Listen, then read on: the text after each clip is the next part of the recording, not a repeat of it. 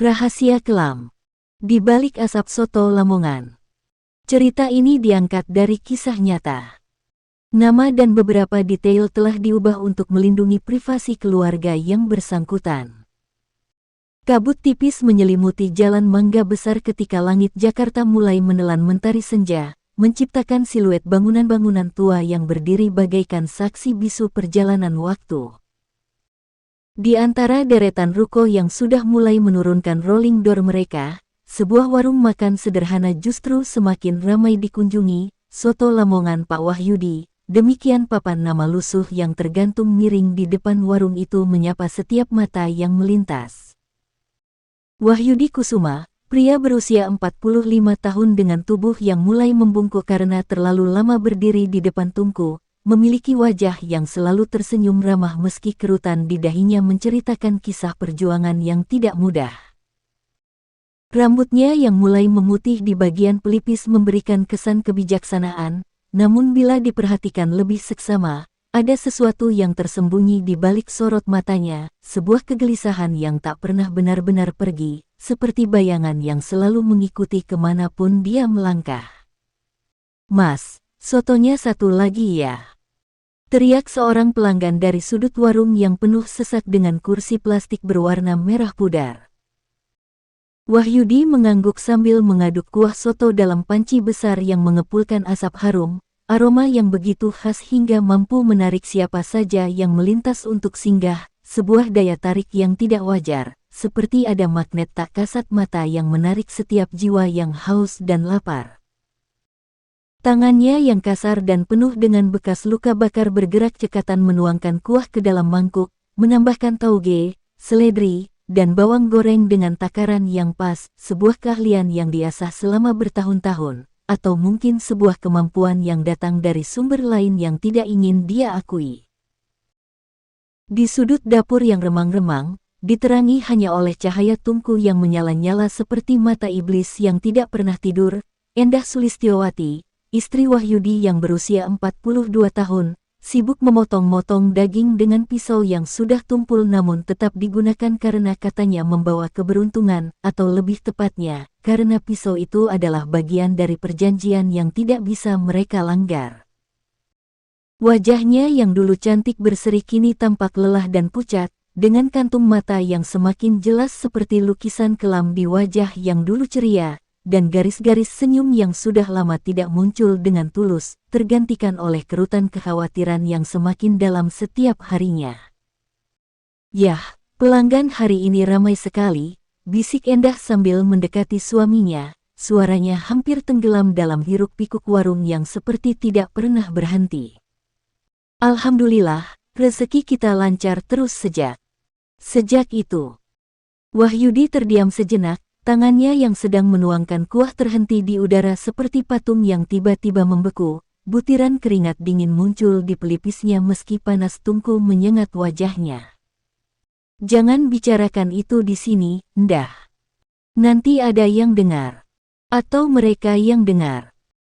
5 tahun sebelum warung soto Lamongan Pak Wahyudi menjadi primadona kuliner yang misterius di kawasan Mangga Besar, kehidupan keluarga ini jauh dari kata makmur, bahkan untuk ukuran sederhana pun tidak tercapai.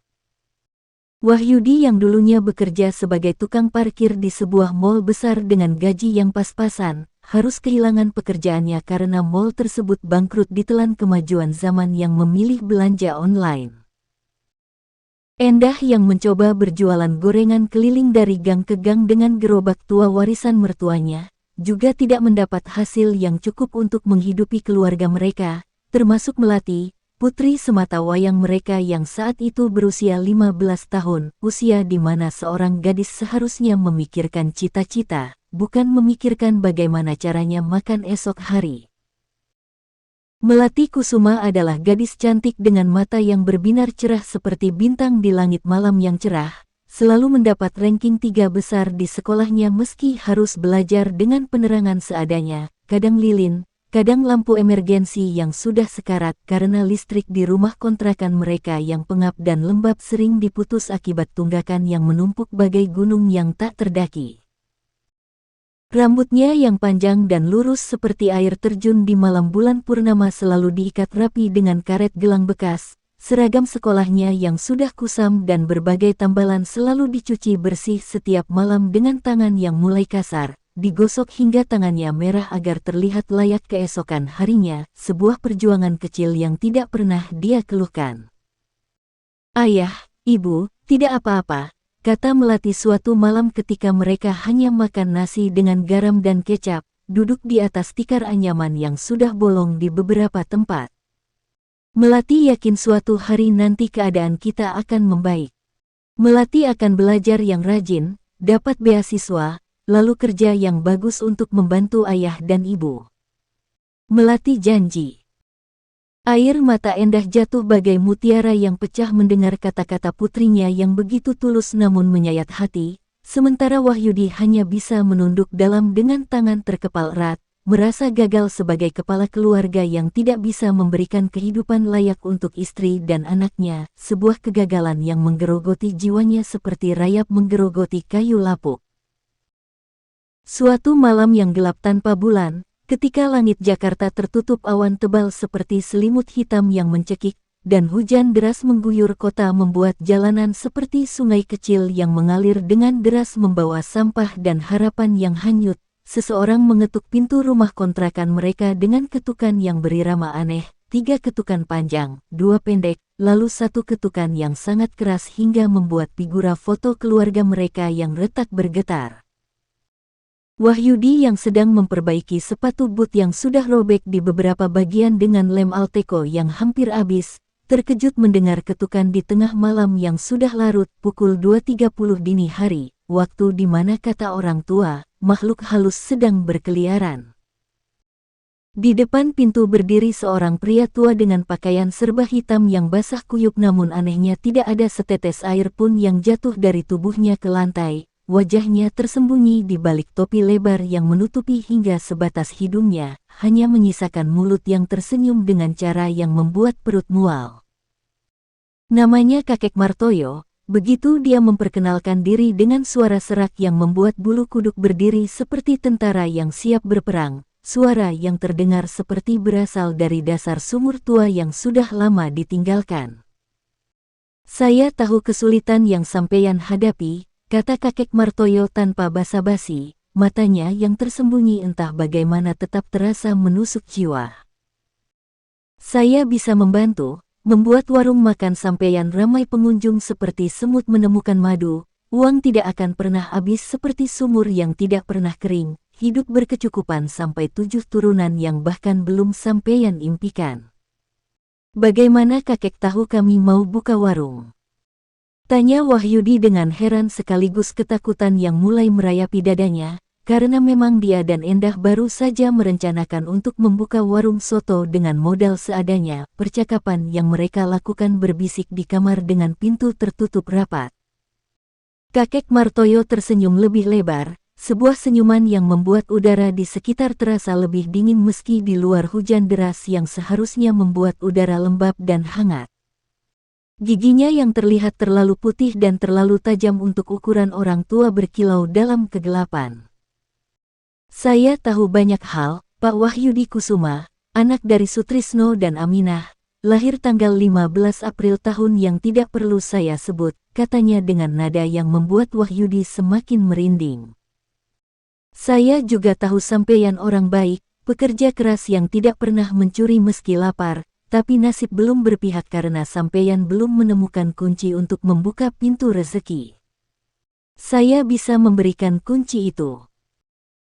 Seminggu setelah pertemuan misterius yang mengubah takdir keluarga Kusuma itu, dengan modal pinjaman dari rentenir bernama Haji Soleh yang entah bagaimana tiba-tiba mau meminjamkan uang tanpa bunga dan tanpa jaminan, sesuatu yang tidak pernah terjadi dalam sejarah rentenir manapun di Jakarta, Wahyudi dan Endah membuka warung soto sederhana di Jalan Mangga Besar, tepat di bekas toko kelontong yang sudah lama bangkrut dan ditinggalkan pemiliknya karena konon ada penampakan. Sesuai instruksi Kakek Martoyo yang disampaikan dengan bisikan yang membuat telinga berdenging, bungkusan kain hitam yang terasa berdenyut seperti jantung itu dikubur tepat di bawah tungku masak pada tengah malam, dan pada malam Jumat Kliwon pertama, dengan hati yang berat seperti memanggul batu besar dan tangan gemetar hebat hingga darah hampir tumpah, Wahyudi meneteskan darah ayam jantan hitam yang diambil dari pasar Kramat Jati di atas tanah tempat benda terkutuk itu dikubur, tanah yang anehnya tetap kering meski disiram darah. Keajaiban, atau lebih tepatnya keanehan yang dibungkus sebagai keberuntungan, mulai terjadi keesokan harinya dengan cara yang tidak bisa dijelaskan logika manusia normal. Padahal warung mereka baru buka dan belum ada yang kenal, tidak ada spanduk besar atau promosi apapun, tiba-tiba pelanggan berdatangan seperti semut menemukan gula yang tumpah, seperti lebah mengerumuni bunga yang baru mekar. Mereka datang dari berbagai penjuru Jakarta bahkan dari luar kota, ada yang bilang mencium aroma soto yang sangat menggugah selera dari jarak bermil-mil jauhnya hingga membuat mereka rela berkendara berjam-jam. Ada yang bilang tiba-tiba teringat ingin makan soto dan kakinya membawa mereka ke warung Wahyudi tanpa mereka sadari seperti ditarik tali yang tidak terlihat, fenomena yang tidak masuk akal namun terus berulang setiap hari. "Pak, sotonya enak sekali. Saya sudah keliling Jakarta nyoba berbagai soto terkenal, tapi belum pernah makan soto seenak ini. Rasanya seperti ada sesuatu yang membuat saya ingin terus makan dan makan," puji seorang pelanggan berpakaian rapi, tampak seperti pegawai kantoran kelas atas dengan jam tangan mahal yang berkilauan. 6 bulan berlalu bagai mimpi indah yang terlalu sempurna untuk menjadi kenyataan. Warung soto Lamongan Pak Wahyudi kini menjadi legenda kuliner Jakarta yang disebut-sebut di berbagai media sosial dan blog kuliner ternama. Antrean pelanggan kadang membentang hingga ke ujung blok, orang rela menunggu berjam-jam di bawah terik matahari atau hujan deras hanya untuk semangkuk soto yang katanya memiliki cita rasa surgawi yang tidak terlupakan. Wahyudi bahkan harus mempekerjakan 3 orang lagi selain Rizky untuk membantu melayani pelanggan yang tidak pernah surut dari pagi hingga larut malam. Namun di balik kesuksesan yang meledak ini, bayangan gelap mulai menampakkan dirinya dengan lebih berani dan terang-terangan. Melati yang kini bersekolah di SMA swasta ternama dengan fasilitas lengkap dan bergengsi, semakin sering melihat hal-hal yang membuat jiwanya bergidik ngeri.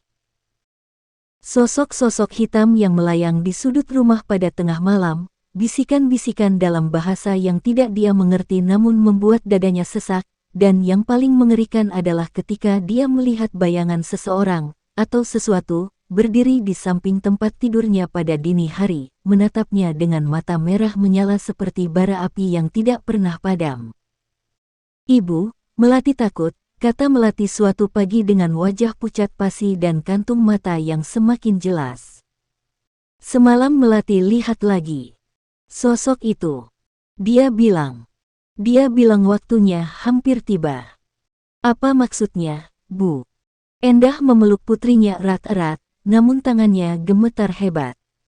Dia tahu apa yang dimaksud, karena kakek Martoyo sudah datang lagi seminggu yang lalu. Kali ini tidak sendirian, ada sosok-sosok kabur yang mengikuti di belakangnya, sosok yang tidak sepenuhnya terlihat namun kehadirannya terasa mencekik. "Waktunya untuk melunasi bagian terakhir dari perjanjian kita," kata kakek Martoyo dengan senyum yang semakin lebar dan mengerikan. "Saya sudah memberikan apa yang sampeyan minta, kekayaan, kesuksesan, kehidupan yang nyaman. Sekarang giliran sampeyan memberikan apa yang saya minta." Apa yang kakek minta?" tanya Wahyudi dengan suara bergetar, meski dalam hatinya dia sudah menduga apa yang akan diminta, sesuatu yang terlalu mengerikan untuk diucapkan. "Putri sampeyan yang cantik itu, Melati. Dia harus ikut dengan saya pada malam bulan mati nanti. Dia akan menjadi pelayan di tempat saya. Jangan khawatir, dia tidak akan mati. Hanya berubah menjadi sesuatu yang lain. Sesuatu yang lebih berguna untuk tuan saya yang sesungguhnya." Endah jatuh pingsan mendengar permintaan mengerikan itu, sementara Wahyudi merasa seluruh dunianya runtuh. Inilah harga sesungguhnya dari kesuksesan mereka, nyawa dan jiwa putri tercinta mereka, buah hati yang mereka cintai lebih dari nyawa mereka sendiri. Malam bulan mati tinggal 3 hari lagi, dan suasana di rumah keluarga Kusuma semakin mencekam bagaikan menunggu ajal yang sudah pasti datang. Wahyudi tidak bisa tidur, matanya menatap kosong ke langit-langit kamar sambil memeluk erat Endah yang terisak dalam tidurnya yang gelisah. Di kamar sebelah, Melati berbaring dengan mata terbuka lebar, mendengar bisikan-bisikan yang semakin keras dan jelas setiap malamnya, suara-suara yang memanggil namanya dengan nada yang membuatnya ingin menjerit namun tenggorokannya tercekat. Rizky, yang semakin peka terhadap keanehan di warung, akhirnya memberanikan diri untuk menyelidiki. Pada suatu malam ketika warung sudah tutup dan dia pura-pura pulang namun kembali diam-diam, dia melihat pemandangan yang membuatnya hampir berteriak ketakutan. Wahyudi berdiri di depan tungku dengan mata tertutup, bergumam dalam bahasa aneh yang terdengar kuno dan kelam, sementara dari dalam tanah di bawah tungku, asap hitam pekat mengepul membentuk wajah-wajah mengerikan yang tertawa tanpa suara. Ya Tuhan! Pak Wahyudi terlibat dengan kekuatan gelap, bisik Rizky pada dirinya sendiri, badannya gemetar hebat. Saya harus menolong mereka, tapi bagaimana caranya? Keesokan paginya, dengan keberanian yang dikumpulkan semalaman, Rizky mendatangi Melati yang sedang membantu di warung dengan wajah pucat dan mata sembab. Gadis yang dulu ceria itu kini tampak seperti bayangan dari dirinya yang dulu, seperti lilin yang hampir habis terbakar. Melati, saya tahu ada yang tidak beres dengan keluarga kalian, kata Rizky dengan suara rendah namun tegas. Saya mau membantu. Tolong ceritakan apa yang sebenarnya terjadi. Melati menatap Rizky dengan mata yang penuh air mata, bibirnya bergetar hendak bicara namun takut. Akhirnya, dengan suara yang hampir tidak terdengar, dia menceritakan semuanya tentang kakek Martoyo, tentang perjanjian ayahnya, tentang harga yang harus dibayar, tentang takdirnya yang sudah ditentukan untuk menjadi tumbal kesuksesan keluarganya. Tidak ada jalan keluar, Kak Rizky, kata Melati dengan putus asa. Ayah sudah mencoba membatalkan perjanjian, tapi kakek Martoyo bilang kalau perjanjian dibatalkan, bukan hanya warung yang akan hancur, tapi seluruh keluarga kami akan mengalami hal yang lebih buruk dari kematian. Rizky menggenggam tangan Melati dengan erat, merasakan betapa dingin dan gemetarnya tangan gadis malang itu. Ada satu orang yang mungkin bisa membantu, katanya dengan keyakinan yang tiba-tiba muncul. Ustazah Fatimah di Masjid Al-Ikhlas. Nenek saya pernah cerita, beliau punya ilmu untuk melawan kekuatan jahat seperti ini. Kita harus menemuinya sebelum terlambat. Masjid Al-Ikhlas terletak di pinggiran Jakarta Timur, sebuah bangunan tua namun terawat yang dikelilingi pohon-pohon rindang yang memberikan keteduhan dan ketenangan. Ustazah Fatimah, seorang wanita berusia 60 tahun dengan wajah teduh namun memancarkan kewibawaan spiritual yang kuat, menerima mereka di ruang perpustakaan masjid yang dipenuhi kitab-kitab kuning dan Al-Quran dengan berbagai tafsir. Matanya yang tajam namun penuh kasih menatap keluarga Kusuma yang datang dengan wajah penuh harap namun juga ketakutan yang mendalam. Setelah mendengar cerita lengkap dari Wahyudi yang disampaikan dengan suara bergetar dan penuh penyesalan, Ustazah Fatimah terdiam lama. Wajahnya yang biasanya tenang kini tampak serius dan khawatir, jemarinya yang kurus meremas tasbih dengan gerakan cepat, bibirnya komat kamit membaca doa yang tidak terdengar. Pak Wahyudi, sampeyan telah terjerat dalam perjanjian dengan makhluk yang sangat berbahaya, kata Ustazah Fatimah dengan suara yang tenang namun tegas. Kakek Martoyo yang sampeyan temui bukanlah manusia biasa. Dia adalah perantara dari entitas gelap yang sudah lama bersemayam di tanah Jakarta ini, menunggu jiwa-jiwa yang lemah dan putus asa untuk dijadikan mangsa. Lalu apa yang harus kami lakukan, Ustazah? Tanya Endah dengan air mata yang tidak berhenti mengalir. Kami tidak mau kehilangan Melati. Dia anak kami satu-satunya, cahaya hidup kami. Ustazah Fatimah bangkit dari duduknya dan berjalan ke sebuah lemari tua di sudut ruangan. Dari dalam lemari itu, beliau mengeluarkan beberapa benda, sebuah Al-Quran dengan sampul hijau tua yang tampak sangat kuno, sebotol air yang telah dibacakan doa-doa khusus, dan sebuah tasbih dari kayu yang mengeluarkan aroma wangi misterius. Ada cara untuk membatalkan perjanjian ini, tapi prosesnya akan sangat berat dan berbahaya, jelas Ustazah Fatimah sambil meletakkan benda-benda tersebut di atas meja. Kita harus melakukan ritual pembersihan spiritual di warung sampeyan tepat pada malam bulan mati, bersamaan dengan waktu ketika mereka akan datang mengambil melati. Kita akan melawan api dengan air suci, melawan kegelapan dengan cahaya iman. Wahyudi menatap Ustazah dengan mata penuh harapan namun juga keraguan.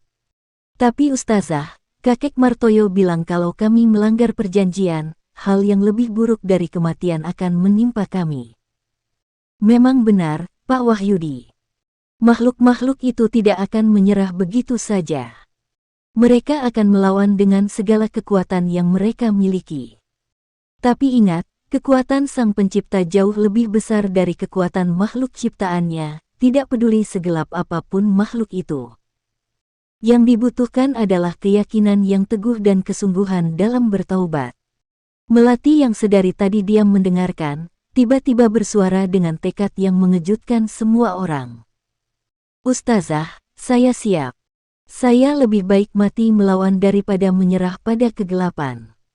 Tolong ajari kami apa yang harus kami lakukan.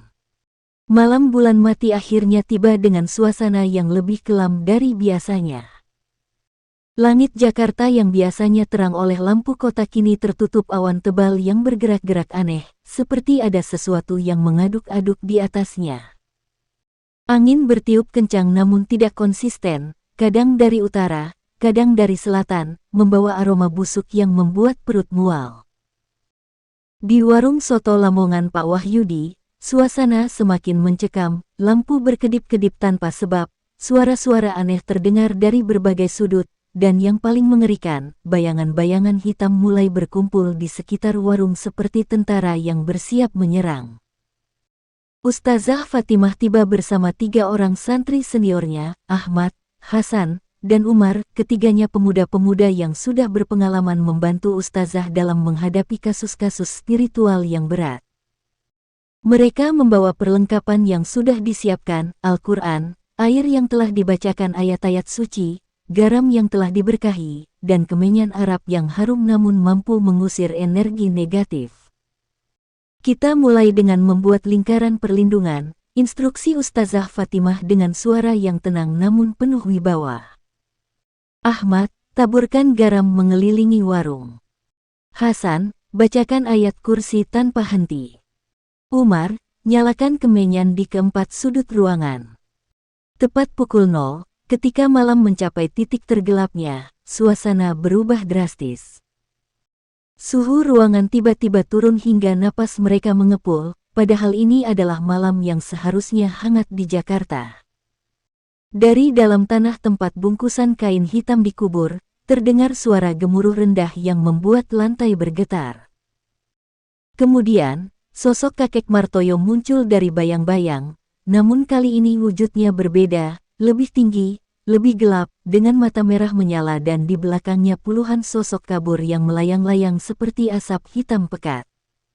Berani sekali kalian menentang perjanjian yang sudah dibuat. Suara kakek Martoyo menggelegar, membuat kaca-kaca jendela bergetar.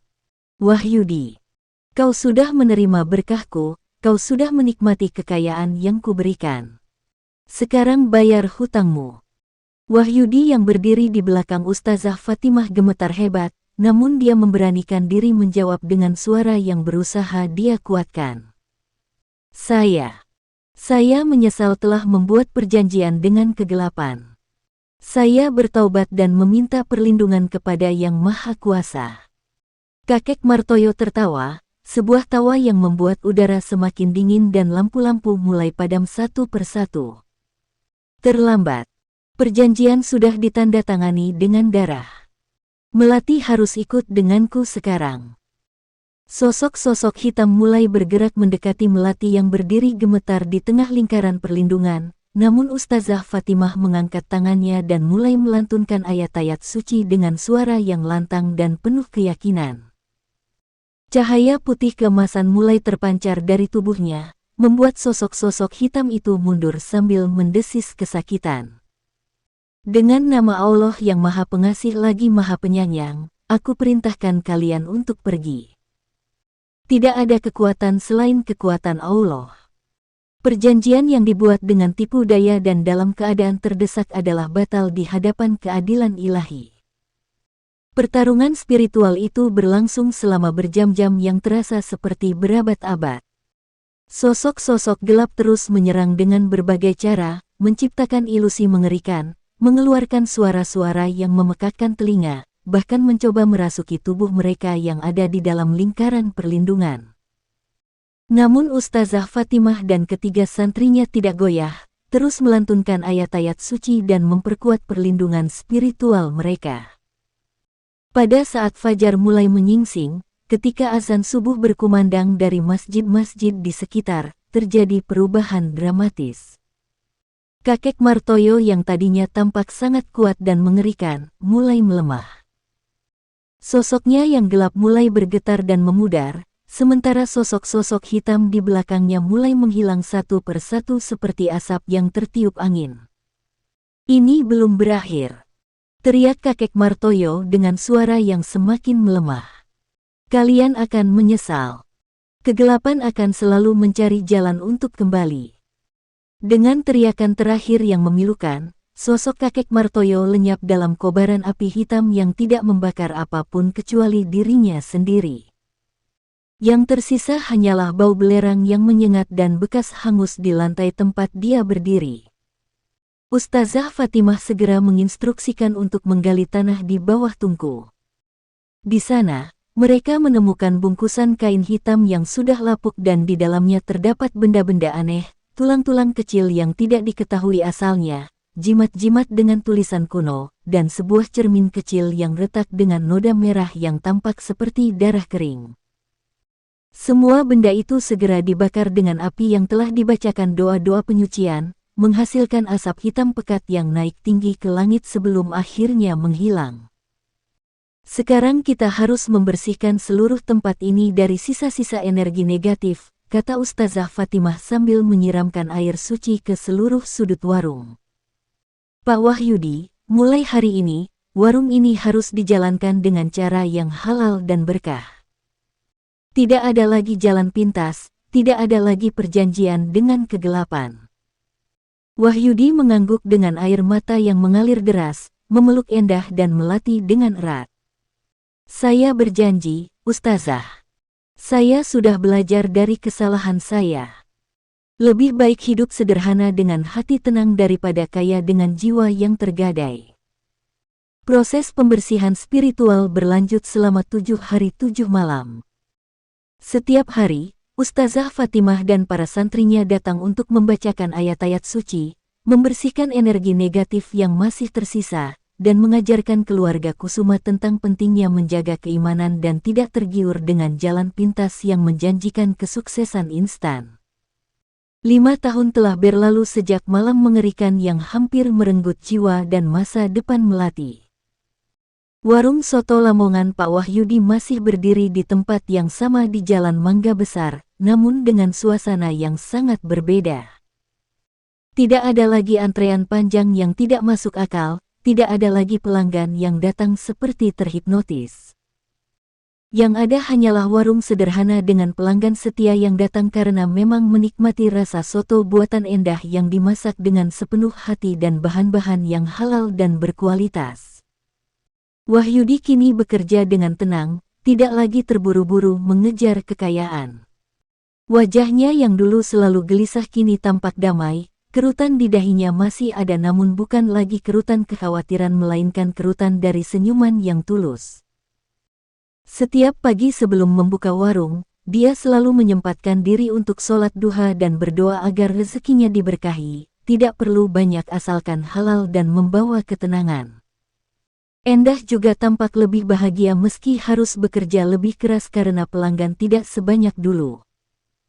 Dia memasak dengan cinta, melayani setiap pelanggan dengan keramahan yang tulus, bukan karena takut kehilangan berkah gelap melainkan karena memang ingin memberikan yang terbaik. Pisau tua yang dulu dia anggap membawa keberuntungan sudah dia buang, diganti dengan peralatan masak yang bersih dan normal. Melati, yang kini berusia 25 tahun, telah menyelesaikan kuliahnya di jurusan psikologi dan bekerja sebagai konselor di sebuah lembaga yang membantu korban-korban praktik spiritual yang menyimpang. Pengalamannya menghadapi kegelapan membuatnya memiliki empati yang dalam terhadap orang-orang yang terjerat dalam masalah serupa. Setiap akhir pekan, dia masih membantu di warung orang tuanya, melayani pelanggan dengan senyum yang tulus dan hati yang bersyukur karena masih bisa bersama keluarganya. "Ayah, Ibu," kata Melati suatu sore ketika mereka sedang menutup warung, "Melati bersyukur kita bisa melewati ujian itu.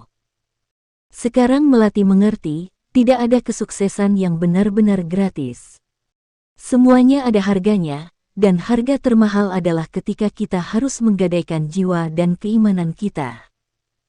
Rizky, yang tetap setia bekerja di warung meski gajinya tidak sebesar dulu, kini menjadi kepala pelayan dan tangan kanan Wahyudi.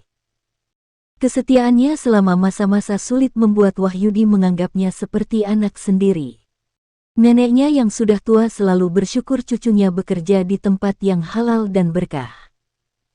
"Pak Wahyudi," kata Rizky suatu hari, "saya tidak pernah menyesal tetap bekerja di sini meski warung tidak seramai dulu. Saya belajar banyak dari pengalaman Bapak.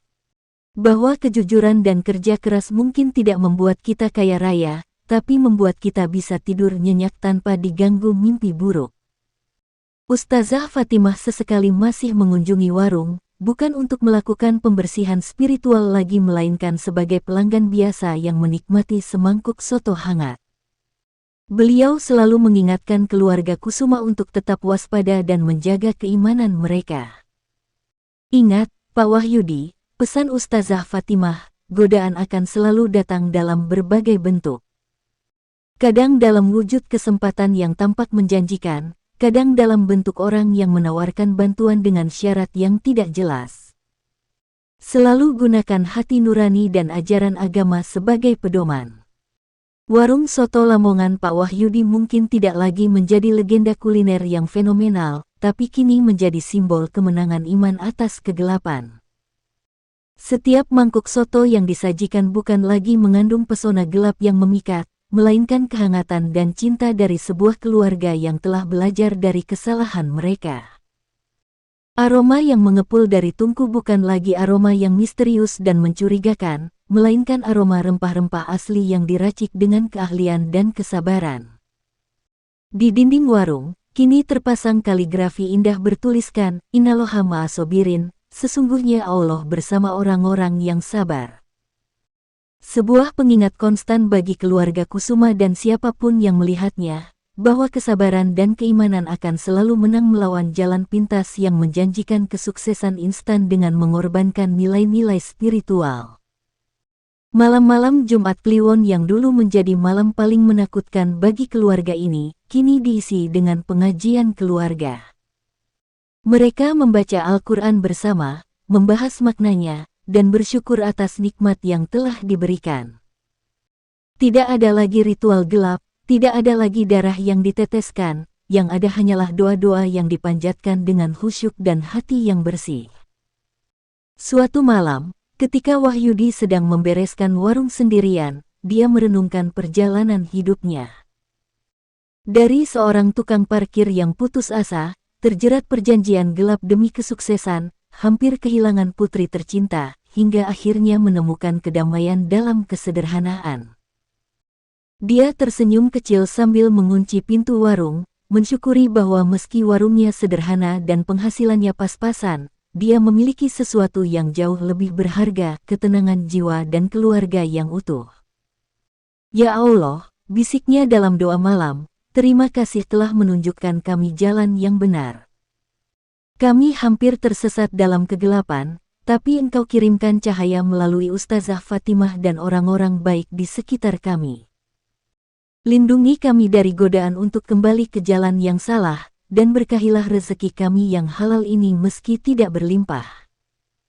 Kisah keluarga Kusuma menjadi pelajaran berharga bagi banyak orang di sekitar Mangga Besar dan bahkan menyebar ke seluruh Jakarta melalui cerita dari mulut ke mulut.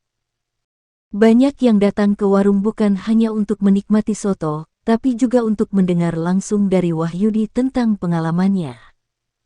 Dengan rendah hati dan penuh penyesalan, Wahyudi selalu bersedia berbagi kisahnya sebagai peringatan bagi yang lain. Jangan pernah tergiur dengan kesuksesan instan, Wahyudi selalu berpesan pada siapapun yang mau mendengar. Setiap kesuksesan yang didapat dengan cara yang tidak benar akan membawa malapetaka. Mungkin tidak sekarang, mungkin tidak besok, tapi suatu saat pasti ada harga yang harus dibayar, dan harga itu selalu lebih mahal dari apa yang kita bayangkan. Hingga hari ini, warung soto Lamongan Pak Wahyudi masih berdiri dengan sederhana namun penuh berkah. Pelanggan yang datang mungkin tidak sebanyak dulu, tapi mereka yang datang adalah pelanggan setia yang menghargai tidak hanya rasa sotonya, tapi juga nilai-nilai yang dijunjung oleh keluarga ini. Dan di setiap mangkuk soto yang disajikan, terkandung doa agar siapapun yang memakannya mendapat berkah dan terhindar dari godaan jalan pintas yang menjanjikan kesuksesan dengan mengorbankan jiwa.